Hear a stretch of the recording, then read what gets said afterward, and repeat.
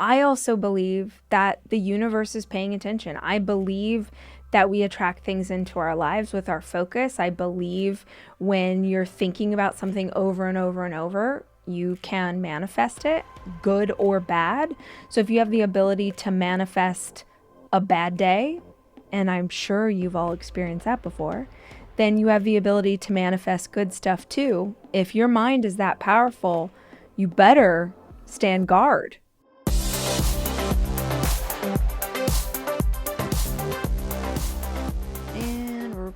And we're recording.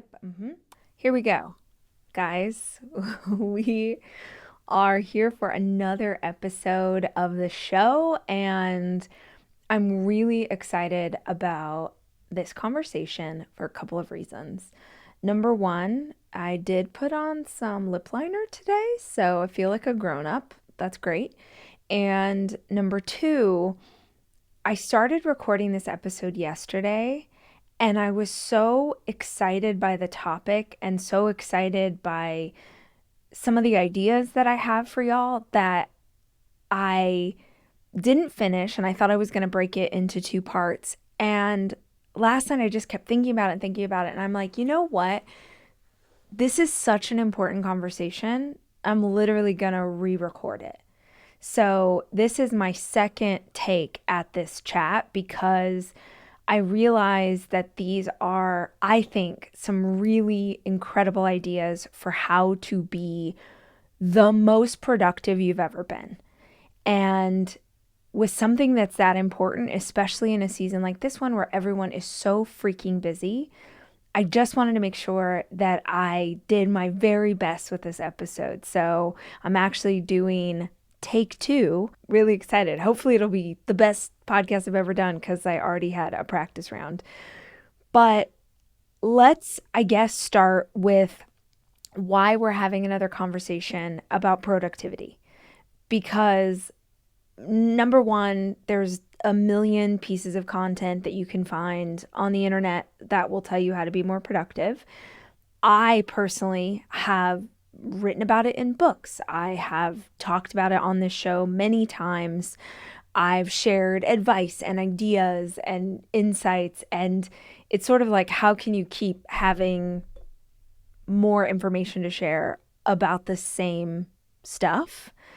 But I do, because I have started doing a process that I've found really, really effective, kind of based on stuff I've done in the past, but a new way to look at it. And the more effective this is for me, the more I'm like, dang, I got to share with those guys. Those guys meaning you in this situation, because I think it can be really helpful for you as well. This is for, frankly, anyone who is working on some kind of goal. Whether you're an entrepreneur, you're a dreamer, you are writing your first book, you want to start your own podcast, you're building an online community, you are volunteering, you're a college student, you're a high school student. Like, it doesn't matter what the goal is. It matters that if you are going to work on something, you see traction, you see progress, you see results. Because most people will not get to their goal, not because they're not trying, not because they're not working so hard, not because they don't believe in it.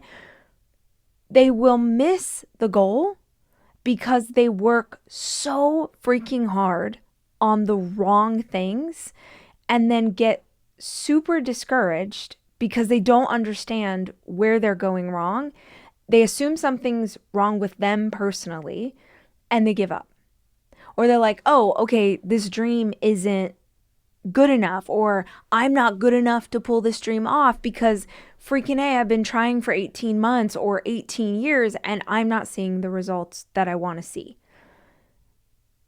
They give up because they get discouraged, not because they're at a disadvantage, not because they're not talented or smart or strong or meant for this thing, but because they're working hard on the wrong stuff.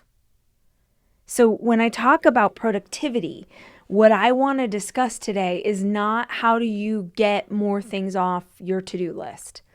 I'm not interested in a conversation about how you check all those boxes and those daily tasks that you're already doing.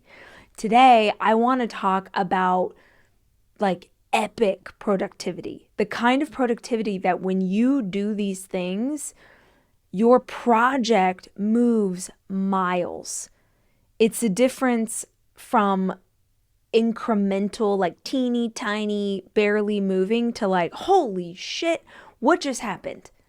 Like I've done something. I don't know if you've ever experienced that kind of growth in your project where you're working.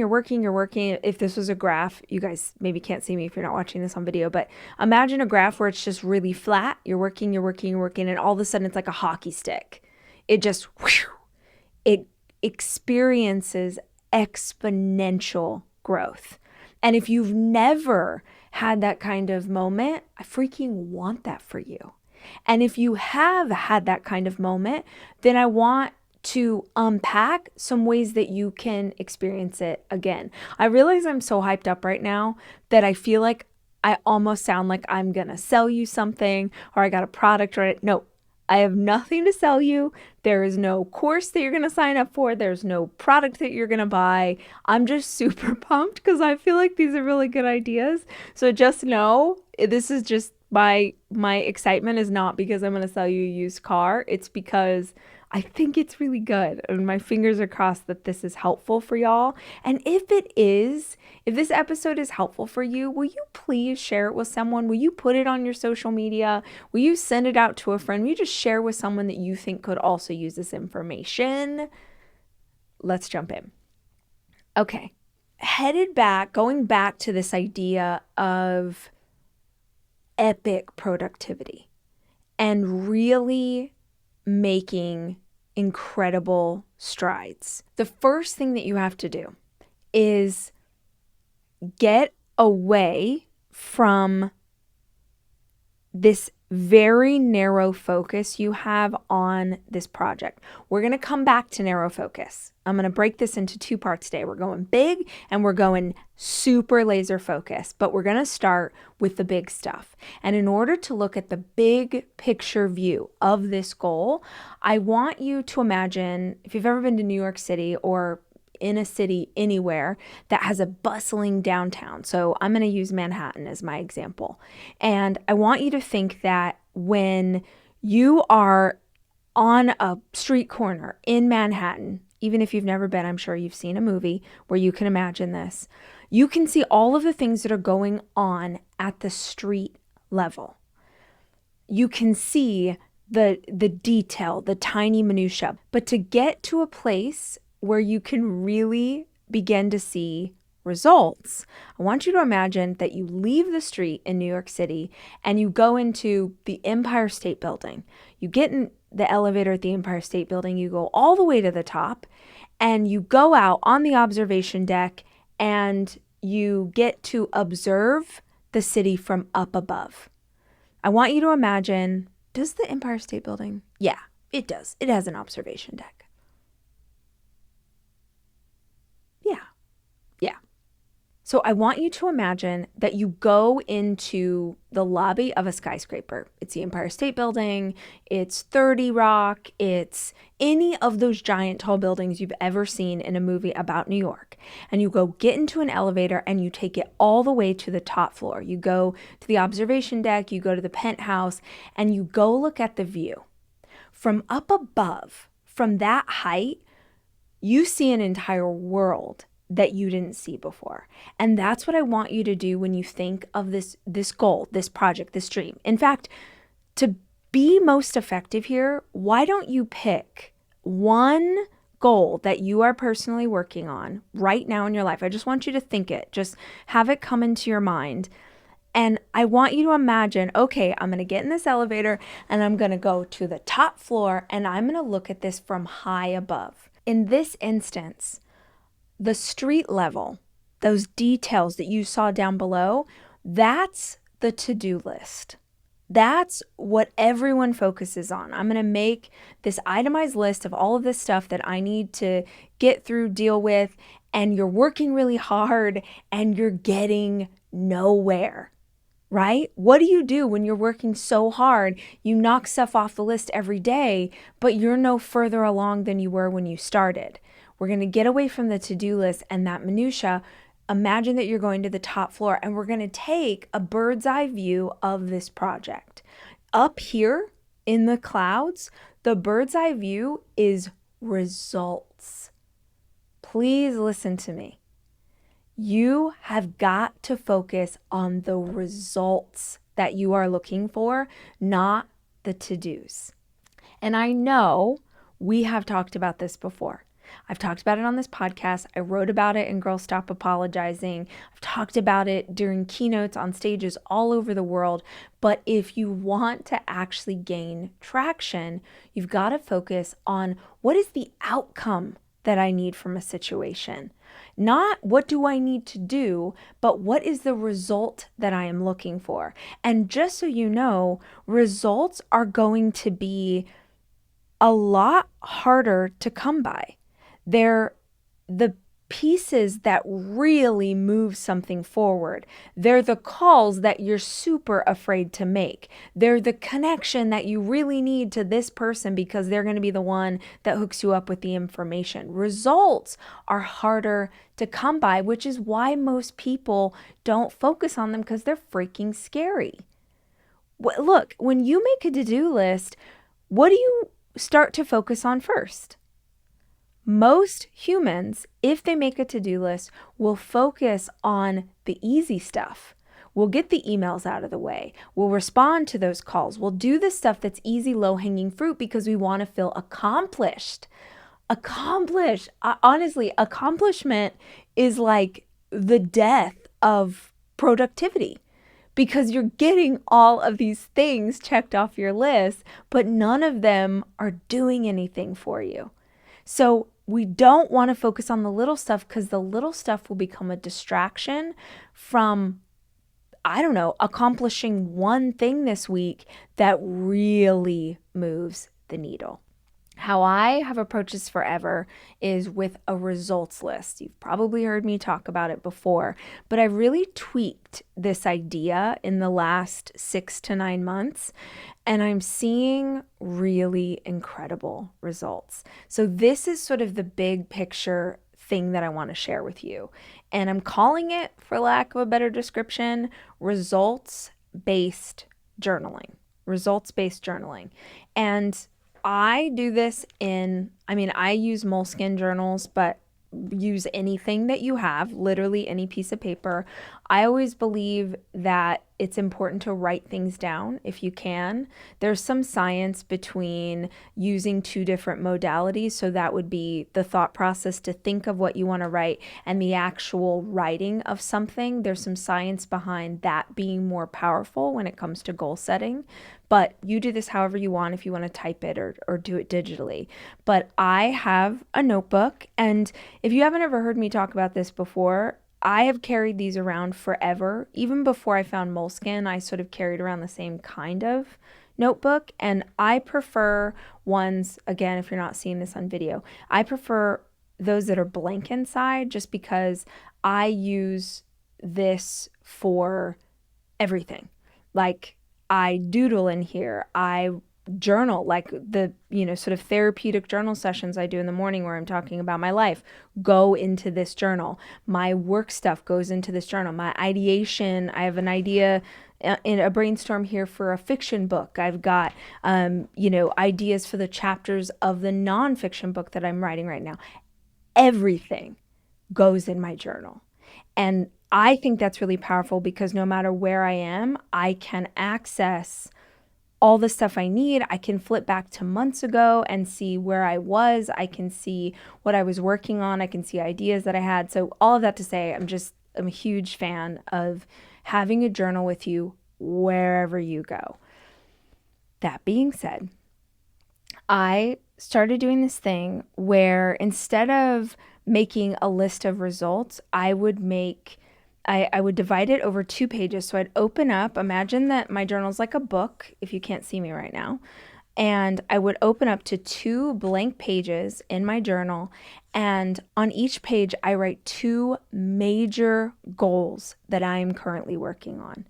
And 2 of those are like my life and my work, and 2 of those are stretch goals. They're dreams. Their future Rach is working on this stuff. Like current Rach is not yet good enough to pull these things off.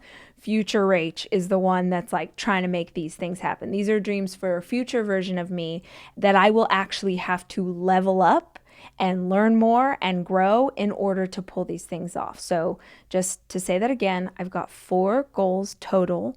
2 are daily life, and I can tell you those 2. So the first is podcast. Hello, welcome to my podcast. And the second is the current book that I am writing. And then I have 2 goals that are, for lack of a better term, stretch goals.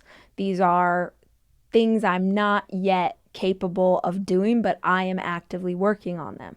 Because if we want the future version of ourselves to have dreams coming to fruition, we've got to start before we're ready. So on these 2 pages, I make a header of each one of those goals. And something I've found to be really helpful for me, at least the way my brain thinks, is I don't list out the specific goal when I'm writing the category, meaning I know that one of my personal goals for my podcast is 10 million downloads a month. We've never done a number that high, and I'm really proud of our listenership. We keep growing. It's like amazing how much traction and energy and life has happened to the podcast this year alone. But my goal is 10 million monthly downloads, which is a shit ton, in case you're wondering. That's a lot in a month. But I believe in calling a big shot and, aiming at something. And you've maybe heard me talk about before how important it is to be specific with your goals. Not just so you know what you're working toward, but if you have a team of people, they have to know what they're doing here and why we're all working on this thing. And if you step out even wider than just your team and yourself, I also believe that the universe is paying attention. I believe that we attract things into our lives with our focus. I believe when you're thinking about something over and over and over, you can manifest it, good or bad. So if you have the ability to manifest a bad day, and I'm sure you've all experienced that before, then you have the ability to manifest good stuff too. If your mind is that powerful, you better stand guard, right? You better, can't remember whose quote that is, that you have to stand guard at the gate of your mind to make sure that you are thinking about things that you want to come to fruition. And with goals, I want to be really specific. If God and the universe is listening to my thoughts and my prayers and my intention, not only that, my subconscious, my intuition, all these things are paying attention to what I'm thinking about, then I better be specific, right? People get this so wrong because they're not specific enough. They'll be like, I want to make more money. Okay, you got a $5 raise. Wait, no, that's not what I mean. Yeah, I know it's not what you mean. But if you don't know what you're asking for, it's no wonder that you're not getting it. It's pretty ballsy to call your shot and say what you're hoping for. And you don't have to start with something audacious. I didn't start out saying, oh, I hope I get 10 million podcast downloads in a month. I'm in my 6th year of doing this show. When I first started, my goal was, could I find 10 guests? In 2017, that was my only goal. Could I find 10 people? Not even like super cool people. Could I just find literally 10 people who would come and talk to me about anything? That was my first goal. So it took a long time to get to this audacious level. But even then, I had a very specific idea in mind. That being said, I don't put those kind of things in my header for this particular process, this results-based journaling. When I do this, maybe it's the writer in me or the storyteller in me, but I just want it to feel a little bit more fun. I want this to have some energy because a lot of the things that I end up writing on here, they feel hard and they feel scary. And if it all feels like you got to do these things and also you have this massive goal that you're nowhere near yet, like it just feels daunting to me. I don't want this to feel daunting. I want this process to feel invigorating and exciting. So I don't write, like for instance, I don't say podcast, 10 million monthly downloads. I say, because I just did this, momentum in the podcast. Momentum. Momentum's like a sexy word. Makes me shimmy my shoulders. Makes me feel like, okay, all right, we just want a little momentum. We just want a little energy. We want life. Momentum to me is this thing keeps going. It keeps growing. It keeps elevating. Another one that I have on here is this is one of my big stretch dreams that I'm not going to tell you about yet, but I say move blank forward. Like I just want to move this thing forward down the road. I just started doing this today, so I haven't filled out my second two, but let me tell you what it was last week. For my book, the book that I'm currently writing, the header for that one is energy and life in my new book. For the fourth one on here, which is a stretch dream, I have kickstart, fill in the name of the project. So the header to me matters. Maybe it won't matter to you, but I just thought I'd add that little piece of wanting this to feel fun and cool. And this is essentially a brainstorm that me is having with me. And if I'm the solo person in this, I want it to feel as joyful as it can. I think when I was younger in my career, I really was so hard on myself because that was the only way I knew how to get results. And I wasn't even conscious of it. I just, in retrospect, had some pretty harsh internal dialogue. And by the way, that worked. It worked. It helped me to write books. It helped me to run a company. It helped me to train for a marathon. It helped me to do all the things that I wanted to do. It also made me sick. It also gave me debilitating anxiety. It also, I think in a lot of ways, is how I ended up with Bell's palsy so many times and the nerve damage that I have, because when you're filling your mind and your heart with that negative self-talk, even if you get the results that you want, you're not going to get the life that you dream of. In whatever way works for you, just consider laying that out so that it feels fun. So step one is breaking down the projects. I have four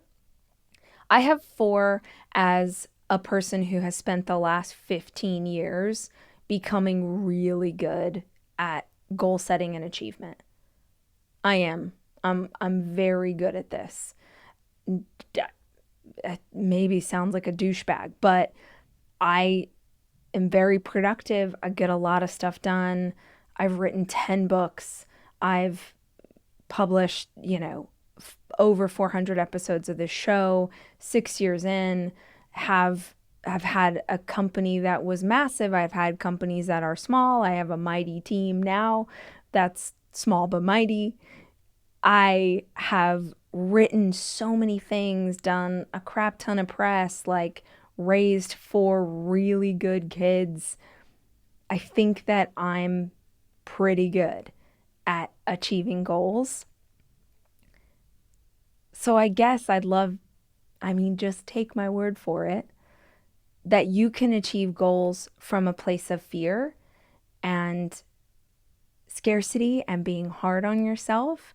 And you can absolutely achieve as many, if not more, from a place of love and joy and hyping yourself up and having fun with the process. So just know that this is the perspective of someone who's done this for a really long time. So I do have 4, but maybe you start with 1. Maybe you just start with 1 goal. Give yourself a great little header. What is it that you want to do? And then this is where it really gets fun.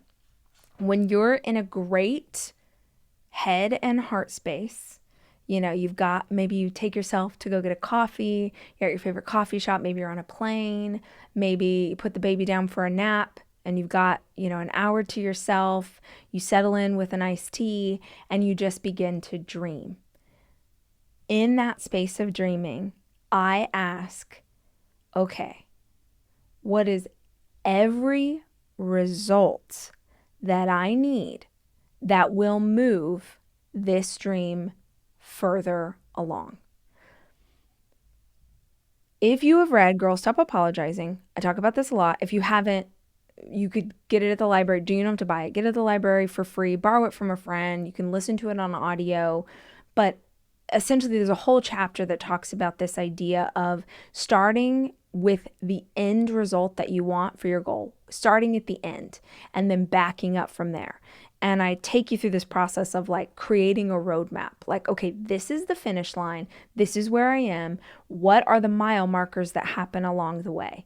In this instance, if you're familiar with that language or you've read that work before, that's how I want you to think of this. What are the results? What are the mile markers that will move this further along?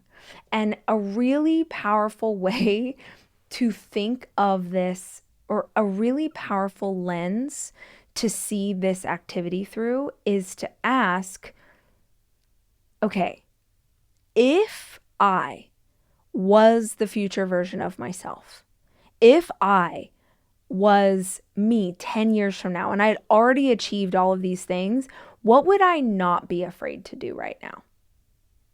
If I was The Rock, if I was Oprah, if I was Shonda Rhimes or Blake Lively, or I'm trying to like a Harvard professor, a Tim Ferriss, like just whoever your hero is in this category, if you were already them, what would they not be afraid to do? What would they do because they've already done it? They have the connections, they've got the clout. How would they approach this problem that you're not approaching it in that way because you got this whole BS symphony in the back of your mind telling you all the ways you're not smart enough, you don't measure up, you don't have enough skills or resources, people are going to think you're stupid, nobody wants to help you, like all of that crap that's going on in the back of your mind that's holding you back? What if that wasn't there? There's this great video of Tony Robbins from like 20 years ago, and I can't think of what it's called, but see if you can find it on YouTube later. Essentially, he's like talking about this idea of like action, results, reward, blah. I can't remember what it is. If you Google those words in his name, I feel like you will find this very old video, and it's freaking gold, you guys. Like, it's gold. But essentially, he's like, if you believed, first category is believe. If you believed that you were this person, what is the action you would take? Not what is the action you will take, not you, Sarah, not you, Chloe, not you, Chantal, not you, Becky, Preetha, Maria, whoever's listening, not you. But like, if you believed that you were this like leveled up version of yourself, what is the action you would take then? And that's really important because you, as you're sitting here today, don't maybe feel as capable, don't maybe feel as worthy. But right now we're trying to get to the results that you need, not the like all the other stuff. So if you were that person, what is the action you would take? That's what I want you to put in your journal under the heading of the category you're working on. So I usually try and come up with 6 to 8 ideas every single week that will move the project further down the road. And I really have to stick with this idea of, if I was that version, what is the action I would take? Because at this level, and by the way, whenever we're trying to grow in a big area of our life, it's, quote, at this level. Like, at this level, you're going to have to push yourself outside your comfort zone, and you're going to have to do things that seem scary. So for right now, don't even try and figure out how you're going to do that thing, how you're going to get the courage to pick up the phone and call that person. Just say, if I believed in myself, what is the action I would take? And just to give you a cheat sheet on the rest of that video, basically you have a belief that would give you the action. And then you do that thing, and no matter what the result is, it is a much greater result than you would have gotten if you did nothing. So you have a belief, which gives you an action, which gives you a result. I'm missing a step, I think. But the result reinforces belief. And you're like, okay, I called that person, I asked for the business, and I did not die. And that actually gives me a greater belief in myself. So what's the action I'm going to take now? And what's the result I'm going to get based on that action? And what's the belief that's going to come as the result from that action? And it's just this beautiful cycle that helps you to build momentum.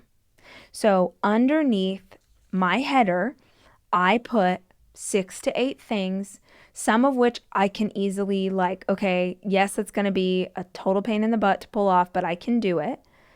And then some of them are like, that's scary. I don't want to do that thing.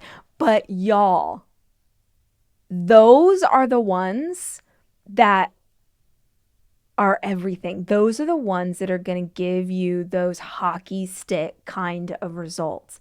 I was listening to a podcast. I hope you guys saw this. I shared it on my Instagram stories because I think it's one of the best podcast episodes I've ever heard.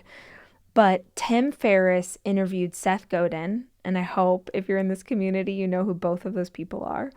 But Tim Ferriss interviewed Seth Godin, and I mean, this episode is like freaking A. It is just nugget after nugget after nugget. The freaking wisdom, the ideas, if you're a business owner, a writer, if you're freaking doing anything, I feel like there's nuggets for you.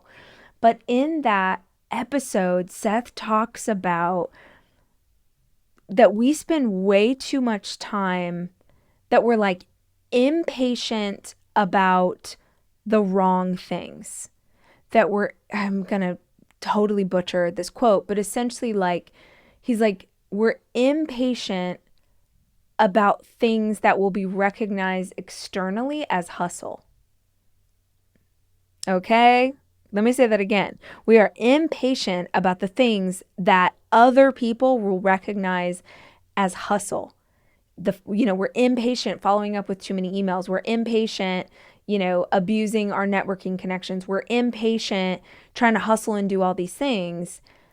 And we're way too patient on all the internal BS that we're not dealing with, which are actually the things that would move the project forward. The internal BS that we're not dealing with is the fact that you want to write a book and you haven't written any words. The internal BS is you coming to terms with why you want to have a podcast, but you only did 6 episodes and you never posted again. The internal BS is you recognizing that you're so petrified of getting it wrong, or you're so petrified of failing, or you're so petrified of the public watching you fail that you've produced 3 pieces of content and you gave up. That's the internal stuff that we are way too patient with, and we need to flip it. We need to be more patient with the external motivation, and we need to be impatient with ourselves. I've quoted my friend Tom Bilyeu 1,000 times, but he says the secret to his success is his willingness to stare naked at his own inadequacies. He's honest with himself about that internal stuff. He's not patient with himself. He's like, okay, if we want to go here, then we're going to have some real conversations about what this looks like and why we're still in this place. So anyway, that episode, it's recent. So I don't know the episode number, but if you haven't checked it out, it's on Tim Ferriss's show. It's an interview with Seth Godin. Freaking A, so good. But I love that he talks about that idea that we're impatient about the wrong things. So the list that you make are these results, some of which you can pull off if you're impatient with yourself about what actually needs to get done. And some of them are going to be external things that require you to get out over your skis and to push yourself into zones where you don't feel comfortable, but that's where all the magic is. Okay, so that's the first big picture thing. You're standing up here, you're on the top of the building, you're looking out and you're looking at the results that this week are going to radically affect what you want to do. I really want to make sure that you don't accidentally just make a to-do list of stuff that's impossible. Everything that you put in this journaling under, like every single tick that you're going to put under your header needs to be something that you're like, I can do this, but I don't want to. If one of your goals is to write a book, let's say, you better not put that one of the things you need to do to move this further along is like get a publishing contract. The question is, what can I do this week that will give me results? And maybe you look at that and it sucks because the only thing on your list is, damn it, I gotta write. I wanted to brainstorm. I wanted to join a writer's group. I wanted to research cover options. I wanted to. But when I got real with myself about that internal struggle, the internal struggle I got to face up to is writing some damn words this week. So don't use this as an opportunity to list out a bunch of stuff that's not going to move the needle. The question is, what's going to move the needle? Now, you got that results-based journaling way up here, high up above. The second thing that I want you to think of when you're still up here at the top, we're going to go down to the street level in a minute, but when you're still up here at the top, I want you to think about resources, is what I'm going to call it. I'm going to call it resources. I want you to think about who you know that knows someone who will know. I'm pretty proud of this. Like, just stick with me for a minute. Because I was thinking about, I really tried to go through and write. I don't normally do this, but I was hoping it would be helpful if I approach this conversation today through the lens of what, if you were sitting in front of me and you were hearing me describe my journaling practice, I wanted to think of what you might say that like, okay, but Rachel, this. Okay, but what about this? Okay, but what about this? So I was like, okay, what would they say if they're sitting in front of me? And the best example I have to do this with is Rise Conference. Doing conference forever, getting to talk to so many women, we do this practice, right, where we lay out goals and we talk about dreams and we have this whole vision for our life. And I know the feedback because I get it in the room. And one of the things that I know people run into is they'll sit down, they'll give you that header. They're like, I'm feeling good, Rach. I'm in a good state of mind. I'm doing this thing. And they start to list out, and they list out one or two, and they're like, I don't know what else to do here. I literally don't know. I was imagining you sitting in front of me and saying, Rach, I literally have been trying to do this for 18 months. If I freaking knew what to do, I would have already done it. So I was like, okay, how do I help them if they don't know what the next steps are? And that's when I came up with the idea of who do you know who knows someone who knows. Now, notice that I have put this into 3 layers, and there's a reason why. The reason why is I want, not everyone is gonna preach this to you, but I want to preach this to you. Like, for real, for real. I have had the success that I've had in my career, in publishing, in media, in press, in all of these things, because I build really strong working relationships and I do not take advantage of them. I don't mean that I don't utilize those friends, but I do not take advantage. And I want to be very clear with, like, just let us as a community have this information if no one's ever told you this before. So many people will guide you into how to network and how to increase connections and what's like a hot lead versus a cold lead.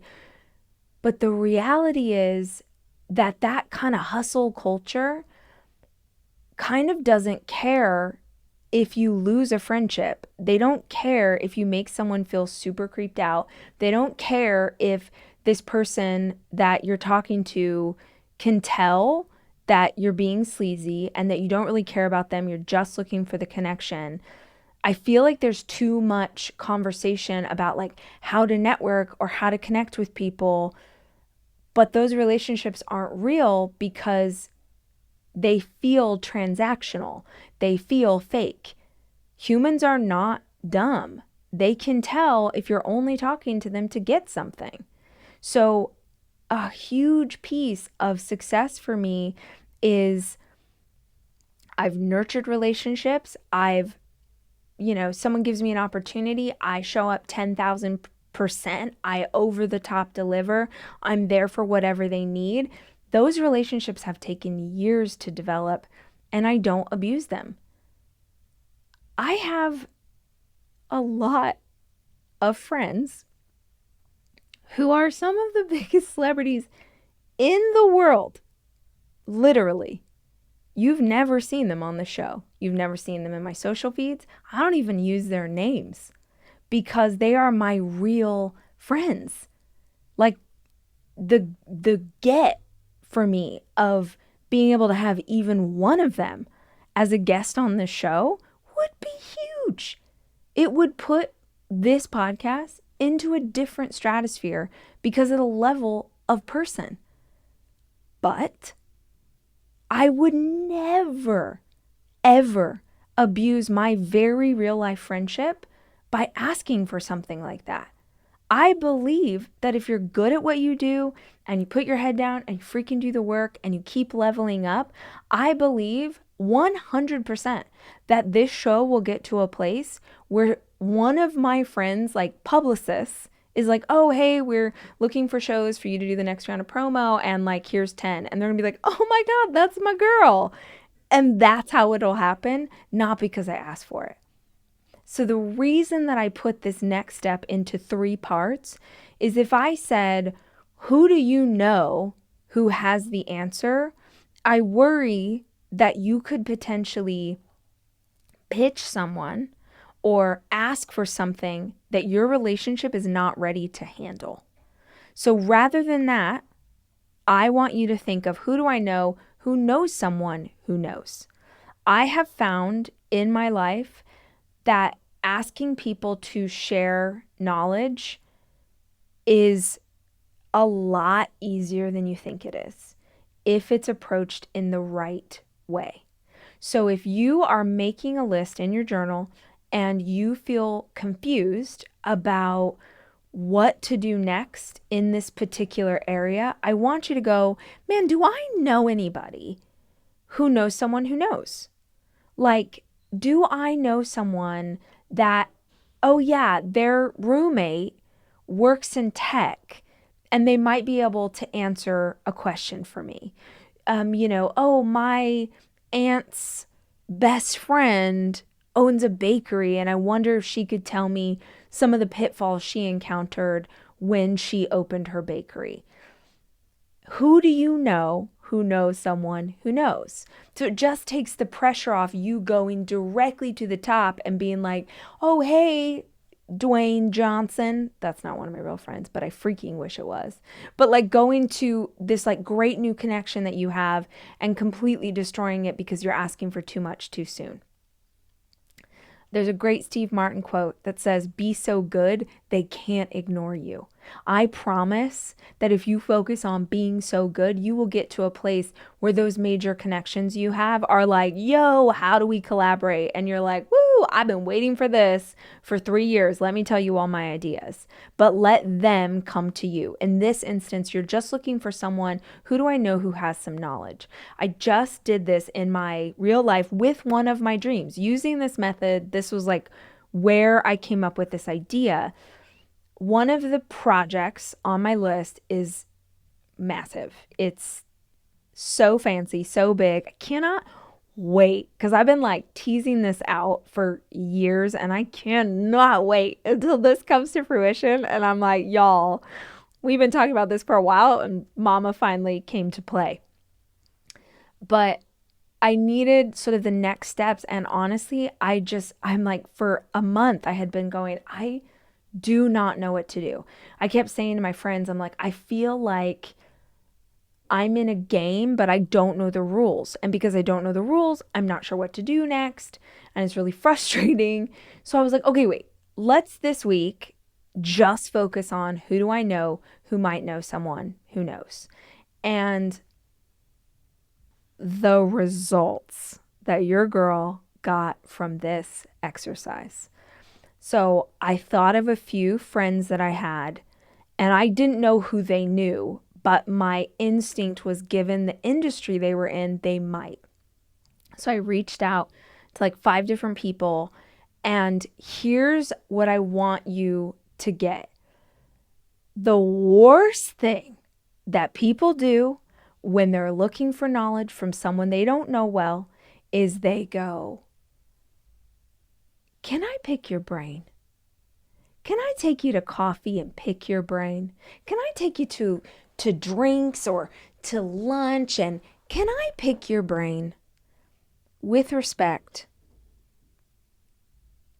anyone who wants someone to pick their brain, they're not busy enough to be the one giving you advice. Yeah. You want advice from a person at a high level who doesn't have time to go have lunch with a stranger. If someone has time to go get coffee and let you pick their brain, they're probably not the advice that you need to be taking. That's real. So do not ask for a ton of time, because you're likely going to get crushed, because they're likely not going to have time, or they're going to see that request and just roll their eyes. They're like, I am the CEO of a company with 40 employees. No, stranger who's a friend of my cousin, I don't have time to go let you pick. And they won't even respond, perhaps. I want you to think of 1, maybe 2 very specific questions that you would like answered. Remember, we're focusing on results. And if your friend's willing to connect you on email, they'll connect you on text or whatever. Literally, I want you concise. My first boss always said, don't say in 2 paragraphs what you can say in a single sentence. I have never forgotten that. I want you to be concise. Hey, Sarah, thank you so much for taking the time.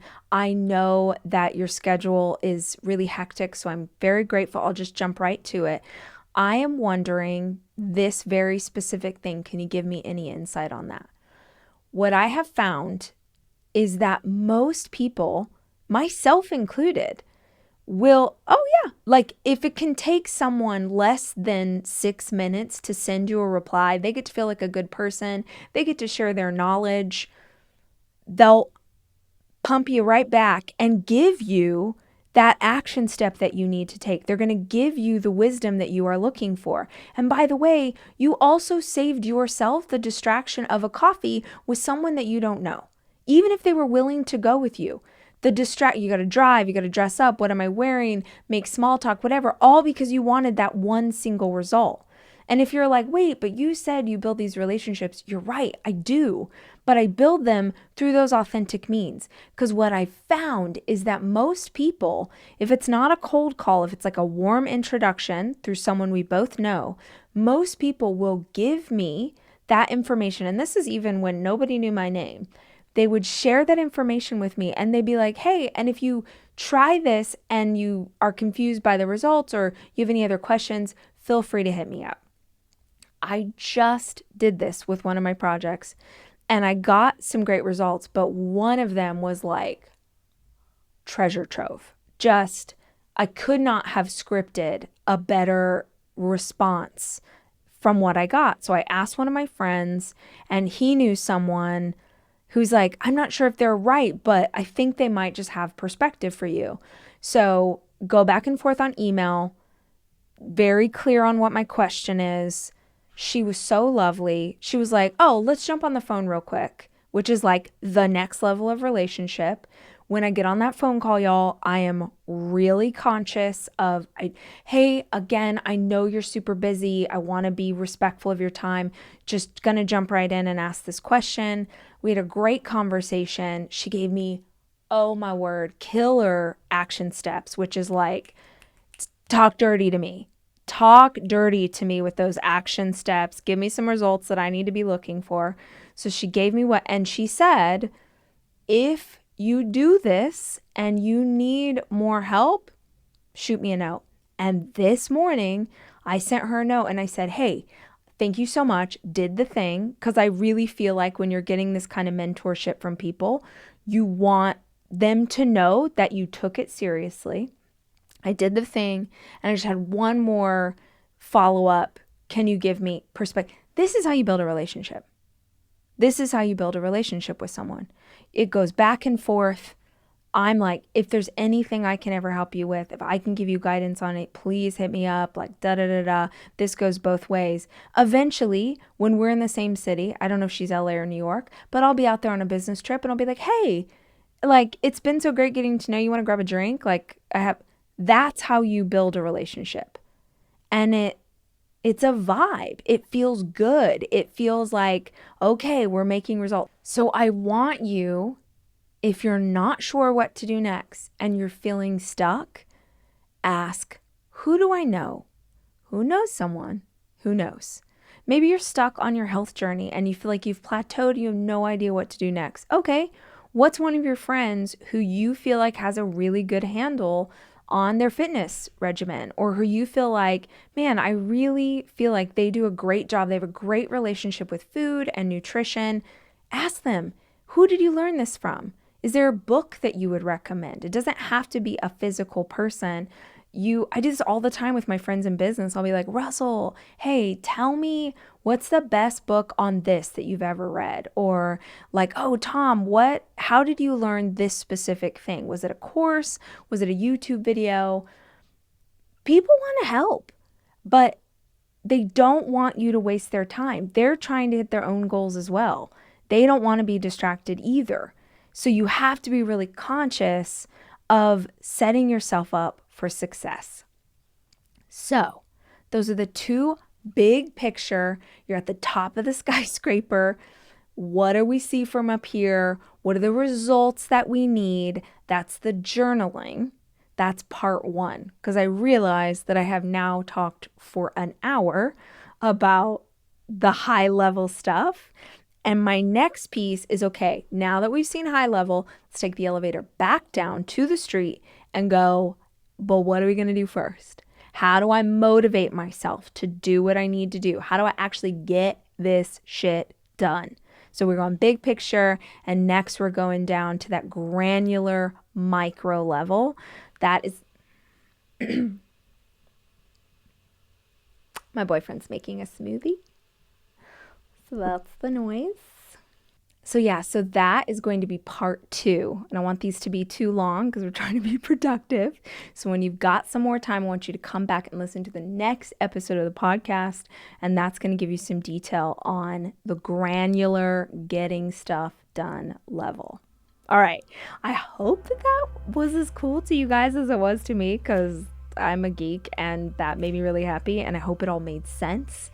If you are still here, if you're watching this on YouTube or Facebook, if you are listening to this on audio, will you please subscribe? If you're still here after an hour, I gotta think that there was something in it that was helpful for you. Please subscribe to the show so you never miss an episode. And please tell your friends. Let's grow this community. Let's do some good work. I will be back soon with more conversation. And until then, I want you to remember, I love you, and I'm rooting for you. it took weeks of energetically being able to open up these wings in my mind's eye. Every time I'd check in, my wings would be like still closed around me, protective. Because to me, if your wings are open, your heart's open.